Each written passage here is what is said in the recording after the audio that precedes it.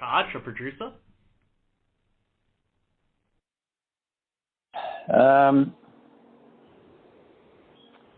That's a tricky question. I think. Look, I'm going to ask you a question now, and Yep. you don't have to answer that, and that's fine if you don't choose not to answer it. But it will tell me something. Who is marketing your crude? Can you tell me that?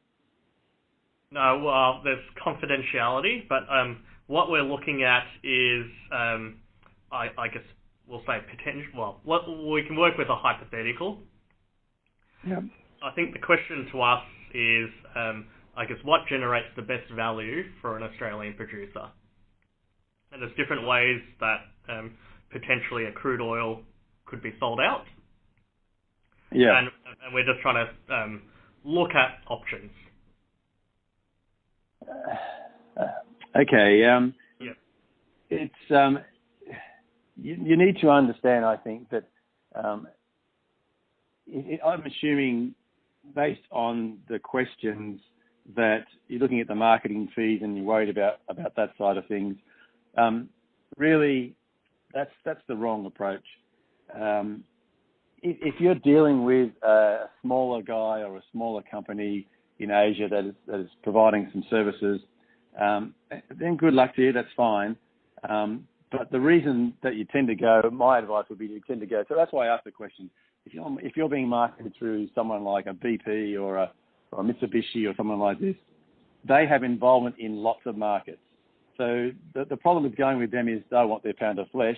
But the benefit of going with them is they're in the markets all the time. They understand what the issues are, and they'll utilise your crude. If they take on your crude as a marketing agent, they'll take it on and utilise it, and you've got to watch what they're doing.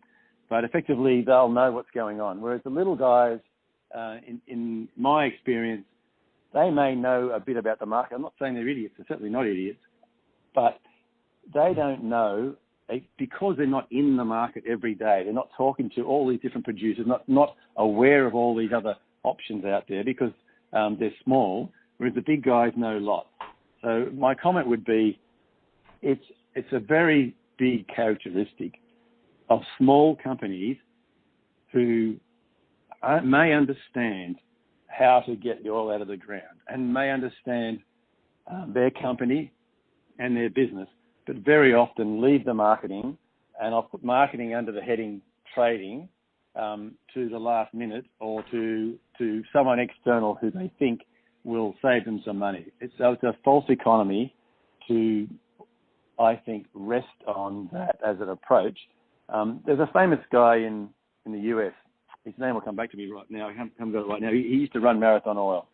And his comment was, when someone asked him, where's your marketing department? He said, there's my desk, there's all my traders. And all the traders he had employed, he had 20 or 30 traders for all different products, all through the US, all these different refineries. They're all sitting next to him. He said, why are your traders here? Where's your marketing department? I said, I don't give a stuff about marketing. I only care about the traders. The traders can make me or break me. And that's the basis. So if you've got a big enough trading department who understand the market and understand the crude you're selling and its strengths, and then have done the work on talking to all the regional refiners that they think might have an interest and the particular market. So if your crude, and it's a bit hard to talk blindly, but if your crude is really heavy and waxy and horrible and more like fuel oil, then you'll be looking at a certain market and a certain limited number of buyers. If your crude is really light, it's maybe like a LPG, not LPG, condensate, sorry. Yeah. Condensate. Then you'll be looking at different sort of markets. And the fallback will be selling LPG, you're selling it into, you're selling condensate, you're selling it into the certain refiners and certain users in the region who will want that sort of grade. Whereas if you're selling the really heavy, gunky stuff that really hasn't got a lot of yield in it, you're probably half the time your fallback will be for selling it as fuel oil blend stock. That's all changing too, because the shipping market is about to change to its lower the sulfur level. So maybe your market in that respect suddenly goes up in value because people want it, because it's cheaper to buy your crude to blend off as fuel oil, for example, than put in diesel. Because if you're an Australian producer, most of the time the sulfur is going to be really low. Certainly well below 1% and possibly well below